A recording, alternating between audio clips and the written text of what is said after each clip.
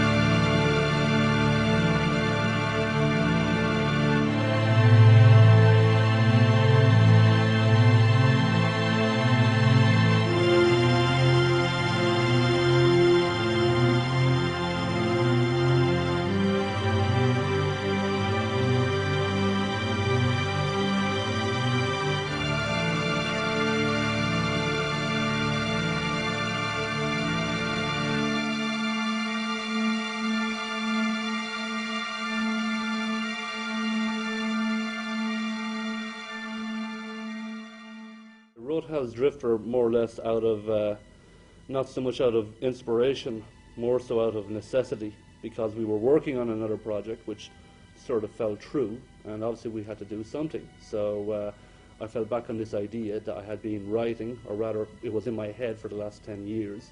So I decided I would, pull that out of the vast archive in my brain and just sit down and have a go at it. But what happened was, I thought maybe it would just, run to 1 or 2 pages, but as it turns out, it just came out, it flowed, and I think I wrote the first draft of the script in about 5 days or something. Well, it was almost a year ago now, and there was an open audition at Film Base in Dublin, and I think I was one of the last few people that Peter and Malcolm got to see, and well, basically I just went hell for leather. Whatever they wanted, I did. The guys asked me to get on the floor, I jumped on the floor, stuck a camera in my face, we went through a few scenes, and I remember the guys slipping out and conferring and coming back to me then with other scenes and letting me prepare, and I had this buzz either maybe they really wanted me or they really hated me. I knew it was whatever it was an extreme of one or the other, so I'm hoping they wanted me and they got me, so that was that. It was a very physical film, and I was like, I've never done anything like that before, I wouldn't mind doing something like that. And there's a lot of dialogue in it for both characters. But my character, Angela, she's a bit of a spunky lady, and she says what she thinks, and that's pretty cool. It's pretty similar to the way I am. I finished writing the script around late September 2006. So I think we were auditioning by the end of October 2006. So that's like roughly 2 months or a little less. Auditioning for me is a very straightforward process. I don't do anything particularly fancy. I just get the actors to read a page of the script, and if I have 2 people in, I might try this person, say, reading the part of Angela, this person reading the part of Mary, and then I might alternate back and forth. But I don't particularly have any style, with regards to auditions. I just go with the flow. Basically the actor or the actress comes in, and I get them to read a line. And usually what I do is just so there's a good balance of emotion. What I might do is I might have them read a passage that has a lot of anger in it, and then follow that up with a passage that has some other emotion like happiness or sadness or whatever. And that for me is key to the audition process. I think it was very, very obvious who was going to be in the movie just from looking at, there was certain people that actually stood out. Like I think Noel stood out a heck of a lot. Noel was definitely one of the best ones that came in there that day. Siobhan stood out as well. It was between Siobhan and another actress. Austin didn't really have to worry about auditioning as such, because when I wrote the script, Austin, I already knew he was going to play the part of the Drifter.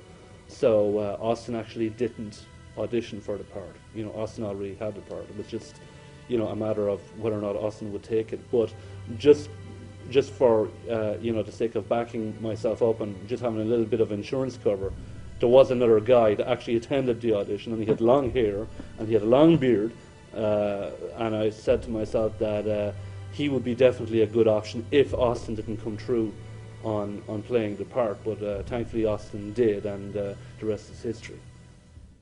It came down to two guys essentially for the role of Greg, and obviously one of them was Noel Ainger, who got the part, and obviously there was actually another actor involved as well, who I thought had a huge amount of potential. But what ultimately decided, you know, who got the role at the end of the day was Noel actually got down on the floor when I asked him to, you know, because the part of Greg, you know, he spends 99% of the time crawling on his belly in the dirt. I wanted to see the actor get down on the floor. So what happened was Noel was prepared to get down on the floor, but the other actor, because he was dressed in his Sunday best, refused. So because of that, I gave it to Noel. Greg Wallace he's not likable for a start, which I find interesting, is to kind of make a seemingly unlikable character somewhat sympathetic, that like he's driven to that rather than he's just this two-dimensional shit basically. But yeah, he's an angry guy, very disrespectful to his woman, with or without good cause. He doesn't know one way or the other, but he's like that. Petty and small in ways when there's life-threatening situations, and they'll revert to their own little couple and they're bickering. So there's an interesting side to almost a surrealism in some of the scenes with that, where they revert back to just a kitchen sink drama in the middle of this life and death struggle. So there's interesting points to him. But overall, yeah, I definitely wouldn't like to be stuck with him on a train for more than an hour. You're just kind of walking in when like sort of everyone else is settled in and they all kind of have a rough idea about how it's going to go and stuff. So I felt a little bit nervous starting off, admittedly. But no, it's been brilliant fun, brilliant learning curve as well. I actually haven't read the script. I haven't read the whole script either. I wasn't sent the whole thing. But I, you know, did obviously ask what like happens, who is Greg, who is the drifter, and everything else. Have you anything in common with the character? Probably more than I care to admit, but definitely the anger thing. I think I don't have it naturally, but when I finally get there, it's hard to shake it off. You know, I think we all have that beast in us. So I think, yeah, you got to tap into your smaller, your pettier side. Luckily, I've years of failed relationships to tap into that and bring that there, you know, to kind of get into the headset, just take your own life experiences. So yeah, there's a lot of me and Greg, and there's a lot of Greg and me.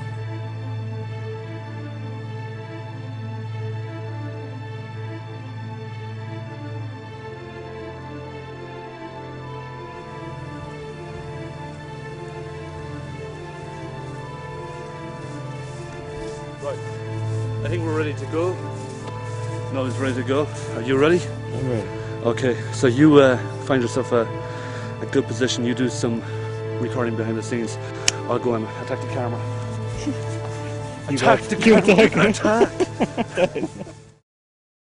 Commenced in December 2006. I had intended the production to actually begin a month prior to that, but what happened was something basically took place that became a trend for the 14 months we shot, and that was the country was besieged by a chain of freak weather conditions. So what happened was it was set back by maybe about a month or so, and I think we ended up shooting the first day about a week maybe before Christmas 2006, and then obviously we were forced to close down for Christmas. But then, unfortunately for us, we were besieged by yet more bad weather in the new year, in January 2007. So it was actually, I think it was mid-February or something, 2007, before we got back on the road again. But from that day in December 2006, something like 2 months elapsed before we commenced shooting again. I contacted this lady. She was going to work on the production side, holding the boom, And she sounded very, very enthusiastic over the phone, and she, she was very positive and very optimistic about it, and she sounded very, very flexible, which is, what you look for in a crew member. But on the day I turned up to meet her, just before we were going to the location to shoot, I heard somebody call my name, and I looked around. I couldn't see anybody, and then this little old woman came over to me, of about 60 something. Yeah, I remember Peter ringing me about this old lady who would leave. It sort of reminded me of having this sort of twisted, weird, sort of fatal attraction sort of vibe to it, where she literally wouldn't take no for an answer. I said, "Are you so-and-so?" And she said, "Yeah, I am." And I wanted to say I thought you would have been younger, but I couldn't. So then basically I set about, for the next half an hour before the train came, I set about trying to convince her to go home. And she wouldn't. So I was just basically talking to her non-stop, telling her, well, there's no toilets, it's all guys, it's going to an isolated location, it's going to be terrible, it's going to be a nightmare, you're not going to like it, it's going to be very, very tough. And she just wouldn't. She wouldn't back down. So finally I just turned to her and I said, look, I think seriously you'll have to give this a miss. I don't think you're up to this. So she agreed with me, and she thanked me, and she left. And so then it was just me showing up on the location with a microphone in one hand and a camera in the other. I have to say now, Austin, Siobhan, Eric, Rob, they're a great bunch.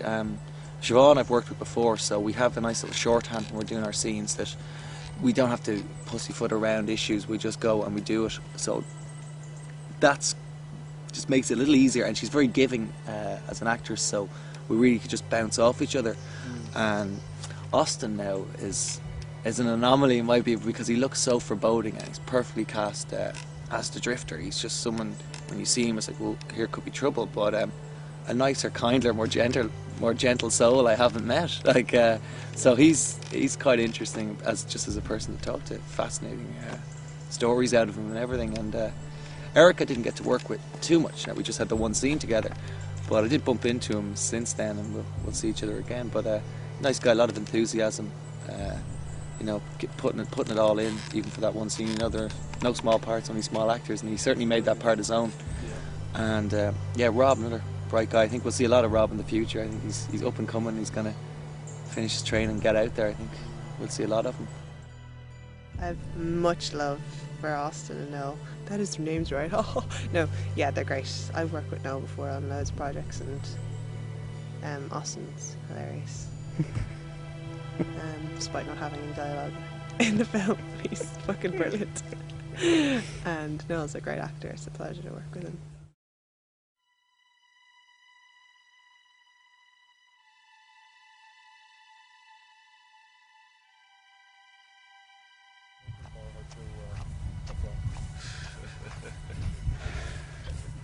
We're being delayed by two chatterboxes who are actually out talking about their dogs. They're two dog lovers. So who doesn't love dogs? Oh yeah, well, I love dogs too, but oh, yeah. I don't make a religion out of them. That's it, yeah. So we have our first round of crufts. Yeah. Bubble up on the hill. Best in show. Yeah, so we just have to be a little bit patient here, and she's supposed to be going back down into the forest, so we just have to hold tight, and maybe eventually she might get up and move. Yeah, do what we. Pity Austin wasn't here. We could have got Austin to frighten him. Austin would have frightened him straight away, yeah. One look. Yeah. Crush them! Crush them. Tell me about that, yeah. I think you were. The best one of all was this. The lion roar. No, when he was supposed to be. Stephen said to him, "Now, Austin, you get the axe, you chop her, then you bend down and you eat her." And literally, from our vantage point, it looked like he was eating her out. It looked like two legs, and all we saw was Austin going like this. Austin could be the Irish Ron Jeremy. Yeah.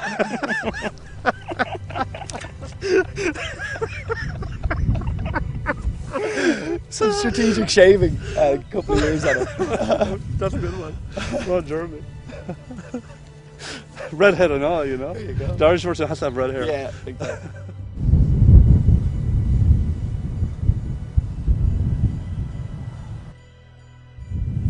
That was good. That's better. He came in the right direction this time. It's always good. That's always a point for celebration. Just do maybe one or two for insurance. One or two more. That she kind of, you do a botch job and you're kind of in bits and it's all messy in bits and pieces. Yeah. So it could be like. Do you want? Oh, that's Do you good. want one Bastard, push? I'm gonna Or a try few- and a drop few. a few fake Maybe what we punches. could do is when you're actually I standing, do like, frenzied you know, stabs. like this. Yeah, but Sorry, after what that, was when we think you're dead, I'm Into his chest. bastard. Yeah, bastard. yeah. Go into his chest. Enemy. Thinking, what's funny? All right. Like, it's kind of like the fight club, the punch in the ears. So I could go. Or this way. And then like. Yeah. Okay. We- Die, motherfucker! Bastard! And I'll just throw a few fakies and we'll see if it works. Clunk. Should we do the dialogue with it? Ma, I want out. So where are we at? Oh my. Yeah. No, that might be sore. But it's only fake. But do you know generally how to do a fake hair pull? Isn't it? Usually you put the hand on the person's head, and then your hand goes on their that's what hand. they do. Yeah, Yeah, yeah. yeah. And then it's basically the link between the hands is taking the Yeah. like that. Yeah, exactly. yeah, That's it. yeah. It's like a drowning thing. Yeah, exactly. That's. But are you gonna lift? You're just gonna pull my head up a little bit. I think I'll just, if I pull you and Maybe pull me away a little drag bit. you From, with it. Yeah.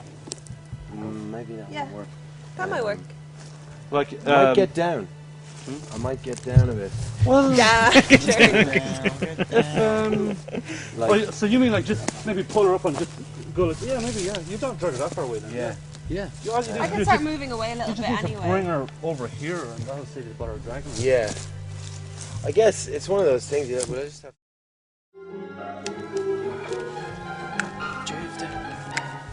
watch me drift. Okay.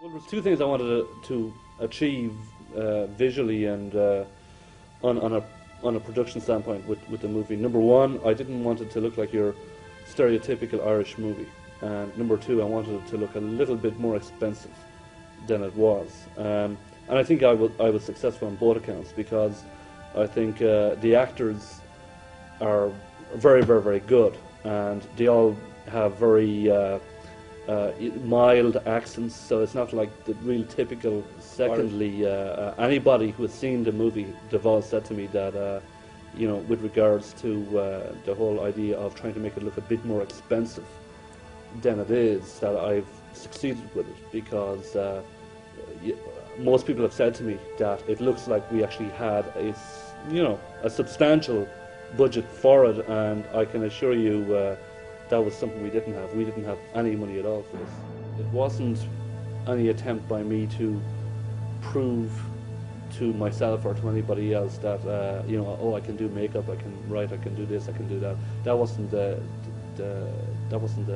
case in the slightest. What happened was I actually met with 2 or 3 makeup ladies, and they all turned the movie down flat because number one, they didn't like the fact it was an unpaid project, which nobody in this movie got paid.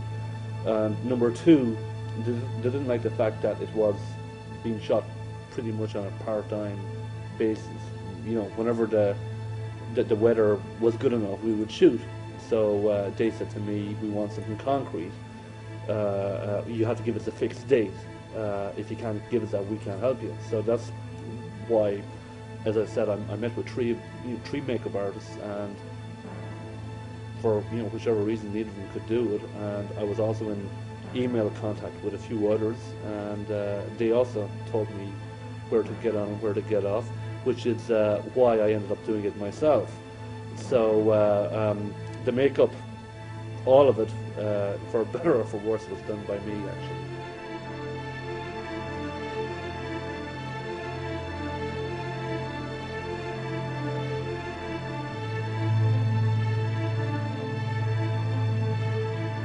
Well, it can be quite grueling at times. I mean, there's a lot of physicality for my role and a lot of abuse that I have to put up with, but there's just the level of enthusiasm on the set and the cast and crew. It makes it worthwhile, and you know, we get to see the rushes from time to time, and you can see what we put in is up there. So yeah, happy with that. But I'd be happy not to be crawling around the forest in a few weeks' time too. Lovely as it is to commune with nature, but some walking parts where I can move my legs again. I'm really looking forward to that. We were shooting the scene where his character Greg meets the vagrant, the drifter, for the first time, and part of what is said in the script was the vagrant was supposed to put his foot on Noel's chest and drive him backwards onto his back. And we did a few takes of this, but unbeknownst to any of us, Noel kept altering position for every take. As he altered the position, he was coming closer and closer to a very large tree. So there was one take that we did in particular. Austin put his foot on his chest and knocked him back, and Noel struck his head off the tree. And we actually thought that he was going to pass out. So we halted shooting while he recovered, but it was clear that he wasn't going to recover, at least for that day, because he was very, very lightheaded. He was retching and gagging, almost on the verge of puking. So we, out of concern, we had to stop.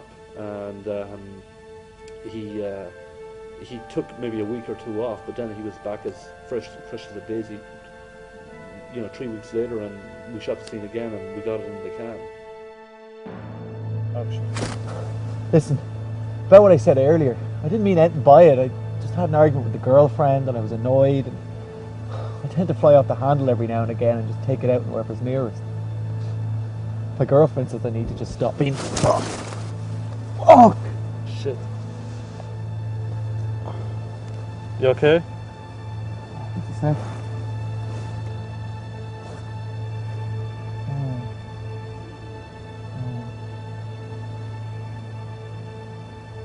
You need maybe 5 minutes? Yeah, I need a minute. What? Yeah, then there was another incident with Noel.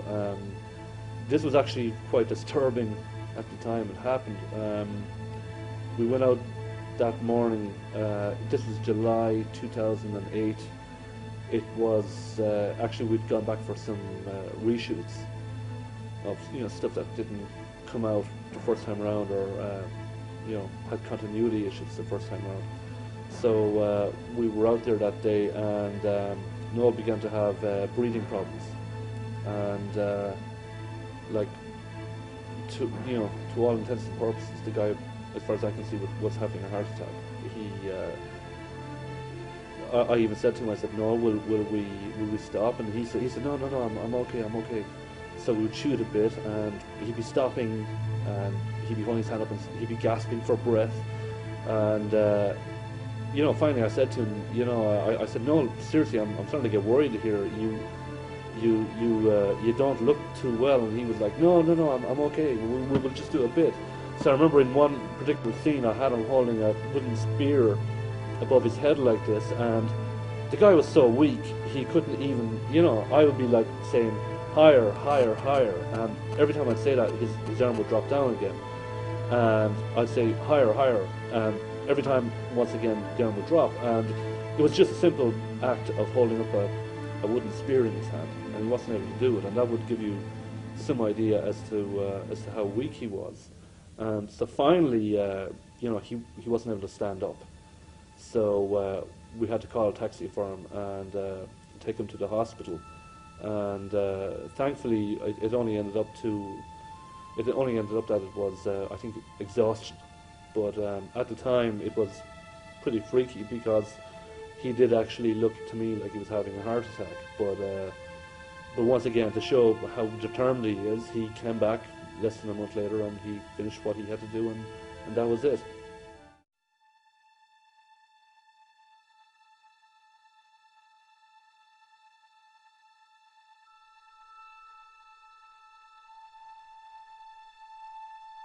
The casting of the jogger was by far probably one of the more difficult castings we've done on this. because it was one of the scenes that was left fairly late in the schedule, I didn't actually get around to casting it until very, very, very late, obviously. So there was, I think, the actor we got, Robert O'Brien, he wasn't actually the first choice. I think there was two other guys involved initially. One guy said he would do it, but then when he read the scene, he changed his mind. I think he didn't want to suffer the humiliation of getting his head cut off on screen. Then there was another guy who was attached to do it initially, and for whatever reason he backed out of it as well. So that's where Robert O'Brien came in. So we were very lucky with Robert, because Robert came in very late in the day, and he made no bones about it. He came on board. I think he was a little bit bewildered by the shooting process that we had perfected out there in the forest after all that time, because Robert was expecting to just come in and sit down for maybe 2 hours and rehearse it, but instead I'd give him maybe 5 minutes and then we'd be shooting it. So for Robert, that was a big change, but yeah, he was very, very good, and I'm overall I'm very, very happy with him. Did you know you'd have to do some dead acting? I did, and I was asking people about the head of death, the whole kind of look. They said no, it goes limp, it goes kind of numb. So I thought, the scene with the decapitation of the jogger, that was a very, very funny scene actually, both to watch and to shoot, but in particular to shoot. And once again, I just seen how dedicated Noel was, and I had a huge amount of admiration for him, because to shoot the scene, it essentially dictated that Noel lie on his back with a guy's head on his crotch. Noel did this for a few hours at least. So I mean, just for this single close-up of the head being put on Noel's lap, Noel actually just lay there with this guy's head between his legs. And what we did was, we had the guy lying on the ground, and so Noel's legs actually went over the guy's shoulders onto his chest, and then the guy lay back with his head on Noel's crotch. And Noel never complained, not even once, even though it was an uncomfortable position for him, particularly being a heterosexual. We were debating about whether the jogger should be male or female. Malcolm wanted to cast a voluptuous blonde in the part, but I vetoed that very, very early on, because I told him this. I said, if we cast another female in this part, they're gonna kill us. I always felt, especially after reading the script, that the part of the jogger should really be a woman. It's simple. I always thought the script was a homage to 70s slasher flicks. It's simple as that. It was nothing to do with misogyny or anything like that. I always felt that it would have been a string in our bow just having a woman in that role. And I sort of feel somewhat vindicated now with the upcoming releases of I Spit on Your Grave and Last House on the Left. So ultimately I feel we would have been ahead of our time if we had had a woman in that role. But I was vetoed, and the rest is history. The opening scene, you have Celine Mullins. She's nearly abducted. And then you have Siobhan Lamb getting her legs broken. So I just said that to him, that if we have the jogger as another female, voluptuous or not, and we see her getting her head cut off, they'll just take us apart. They'll just say that we're masochists, we're misogynists. So that's why I knew the jogger had to be male, and I think overall, I think it was the right decision, because I'm not one for needless violence against women, unless the story really needs it, of course. But I don't think it would particularly have worked in this situation. So I think definitely changing the gender of the jogger to a male was, under the circumstances, I think was the right thing to do. 3 months is a long time for anybody not to cut their hair. You have to be grateful to Austin for sticking it out that long. It was quite a sacrifice, I think, on his part, especially considering he wanted to cut his hair for such a long time. I remember Peter telling me that he started pestering him every week or two to wondering when the finish date is going to be. And walking into a production like this, where it's going to go on for 12 months plus, everybody has to make sacrifices, which is why when we began shooting, Austin actually said to me, he said something under the circumstances. Looking back, it's naive at the time, but he said to me, "Is there any chance we'd be finished shooting by Christmas 2006?" And I said, "Yeah, I'll certainly endeavour to try." Why? And he said, because he wants to cut his hair. He said that he's going home to Galway to celebrate Christmas with his parents, and he wants to cut his hair for Christmas and shear off the dreadlocks. And unfortunately for him, it turned out he actually didn't end up cutting them off until November 2007. So that was a full year after he initially said to me when would he be able to shear them off.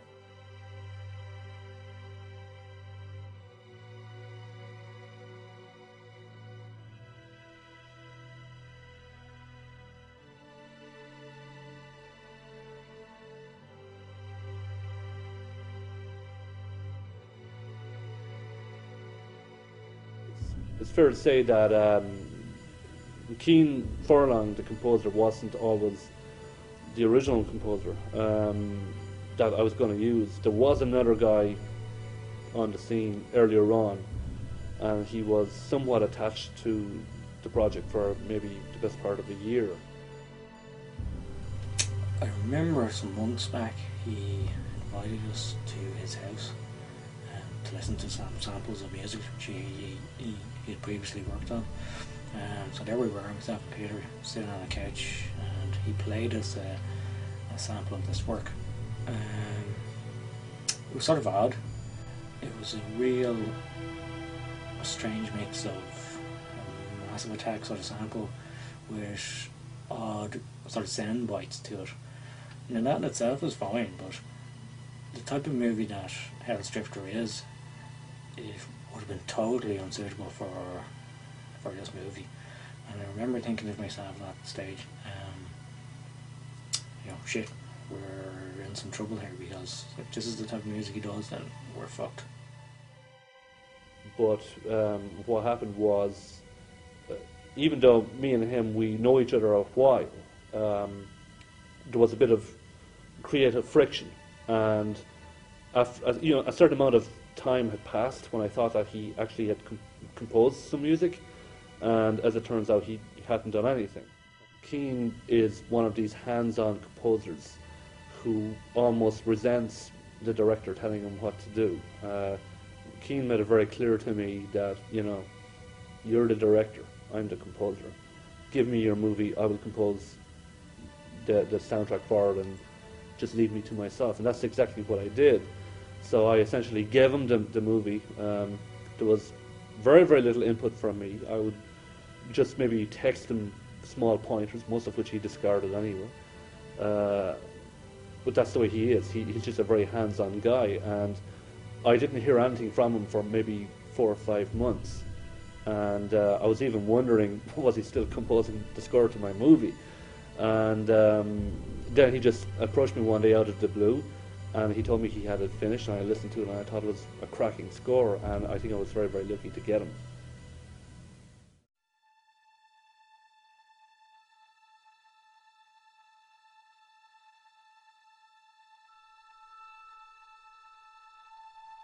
Began pretty much on the first day of principal photography, so it's not like a situation where I wait till everything is shot and then I start editing. I didn't do that, because if I had done that, it would have taken 14 months, and if footage had been damaged, or if something hadn't come out, it would have meant going back and getting the actors to assemble again and reshooting stuff. So that's why I couldn't wait till the end of principal photography to edit this. I actually had to begin on the first day.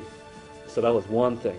And secondly, it was a 14-month process to shoot this movie. If I had waited till the end of those 14 months to shoot, to do the editing, it would have been maybe another year on top of that, and it was just something I wasn't prepared to do. So that is why, from the day we started shooting rather, in December 2006, right up to the reshoots in July 2008, I was editing in between. So it was like an ongoing thing. I would shoot when I wasn't editing, and when I wasn't editing, I was shooting, and that pretty much was the process for the best part of almost 2 years. There's essentially two versions that I put together of Hell's Drifter. One is what I would class as the director's cut. It runs about maybe 98 minutes. The other version is that version which was basically made by consensus of other people's opinions, telling me to, cut this thing here and cut that thing there and knock it down a bit. So that version will run to maybe somewhere between 80 and 85 minutes. So the remaining scenes would probably end up on the DVD in the form of supplementary material, deleted scenes. But the version on the DVD will be a lot shorter than my original cut, the cut that I initially came out with. Well, I've checked the footage, all of it came out. So unless there's some major hiccup with the camera. Don't start anticipating problems. It's been a long journey. It has. An odyssey. We've all aged a year. Yeah. So I'm happy for it to be over. I think it was a bittersweet affair, to be honest, because I'd lived with this thing for so long. We all had lived with this thing for so long that when it finally came to an end, it was not quite the climax that I was expecting. It was a little bit anticlimactic because it was over and done with. We're done! I'm totally pumped. I finished this movie the way I started, on an action scene. It's all about the action. I mean, when I was hired and I was told I didn't have any words in the script, I was like, right on! It's all about the action! It's all that fucking matters, baby! Woo! Yeah! Yeah! Yeah! Alright! Chug, chug! Mr. Austin Pryor! Woo! Firstly, I hope people get to see it, a wide audience gets to see it, because it's a good story. It'll keep you entertained. Other than that, I just hope people are pleased with it and they enjoy it. We've all put a lot of blood and sweat into this. Every single member of the crew and cast has been working as much as we can on it. It's been great, Forrest. I've been here for I'm a year. It's like my second home now, this forest. It's great. Oh, I'll be glad to get the hell out of here. That's it. I'll be glad when I get to see the film. It'll be fun. You're done. I can burn this now. Yeah. And I can reap these out of my head. And it's going to be a great picture. And it took way longer because of the random factor than we ever expected it to. But it's been brilliant. I'm actually going to, in a weird way, miss it because, this every weekend, weather dependent. I've come out and done this, and it's been great fun to work on. So I'm not going to know what to do with my time. While we were doing it, it was a lot of fun, even though it was very, very difficult. It was a lot of fun, but it was very, very hard work. But it was a big change for us all because it essentially meant we weren't going to be shooting as much. I am glad it's over, and I certainly wouldn't like to be on day one of principal photography. No way.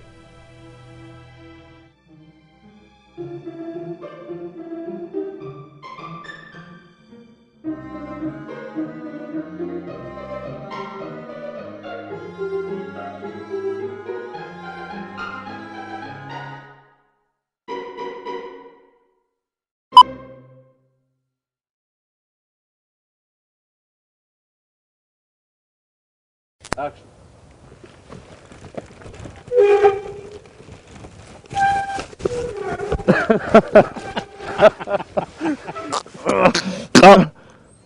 Right in the back of my throat, and they went in, and I just breathed them in. Oh fuck, are you okay? Yeah, fuck it, it's grand, let's go. Action. So great, what can I do for you?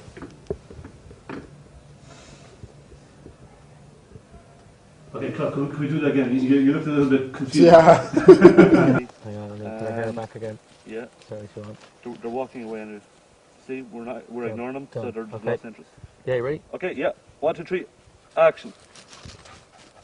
Fuck's sake, not you, doggy. Oh my god.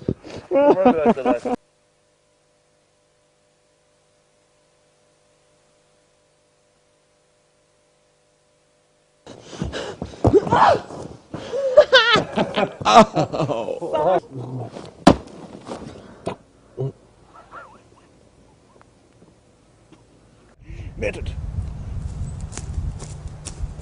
Yep, perfect. Okay. Ring ring. Okay, anybody want to have a cigarette? I mean, does no one want to have a cigarette? No, I'm alright, I'm alright. I'm going to keep going and just to let everyone know, like we basically change everything. What you see on the screen, you know. We let Peter keep the writing credit, but it's just to keep him happy. Well, when Peter first wrote this, it was actually a science fiction set in a futuristic barn, and he said, "Why don't we take it to a forest? Easier, it'd be cheaper." They're shooting. Sorry. Greg? Run! Run as fast as you can! Don't let him catch you! And remember what I said!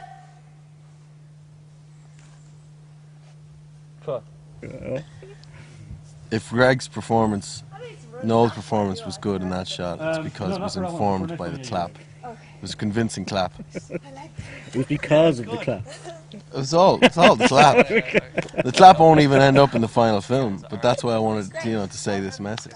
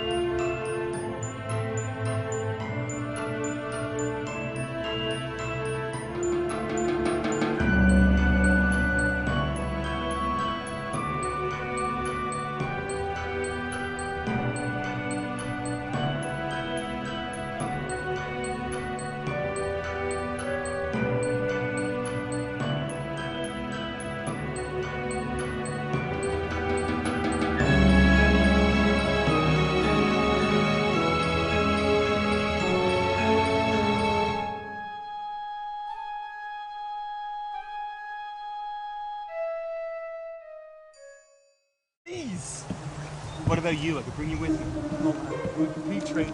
Just get help, please, just go. I'll come back for you. Hold on, okay? Please, just go. Go! He's dead. I'm gonna fuck his shit up. Did you two just go? Go! Yeah.